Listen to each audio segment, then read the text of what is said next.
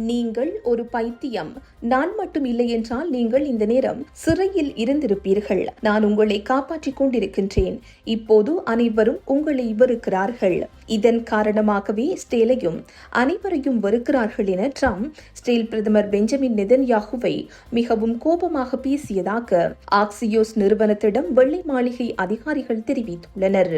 அமெரிக்க ஜனாதிபதி Donald Trump ஸ்டேல் பிரதமர் Benjamin நெதன்யாகுடனான தொலைபேசி உரையாடலின் போதே அவர் மேற்கண்டவாறு தெரிவித்துள்ளார். இந்த தொலைபேசி உரையாடலுக்கு பிறகு அனைத்து விதமான துப்பாக்கி சூடு தாக்குதல்களும் நிறுத்தப்படும் என்றும் ஸ்டேல் ஹிஸ்புல்லாவை தாக்காது, அவர்களும் ஸ்டேலை தாக்க மாட்டார்கள் என்றும் ட்ரம்ப் பதிவிட்டுள்ளார். தொடர்ந்து ஸ்டேல் நகரங்களையும் மக்களையும் தாக்குவதை ஹிஸ்புல்லா நிறுத்தாவிட்டால் பெய்ரூட்டில் உள்ள அமைப்பினரின் இலக்குகளை ஸ்டேல் தாக்கும் என்றும் ட்ரம்பிடம் தெரிவித்தேன். எங்களின் இந்த நிலைப்பாடு மாறவில்லை. அதே சமயம் தெற்கு லெபனானில் ஸ்டேல் பாதுகாப்பு படைகள் திட்டமிட்டபடி தொடர்ந்தும் செயல்படும் என்று நெதன்யாகு பதிவிட்டுள்ளார்.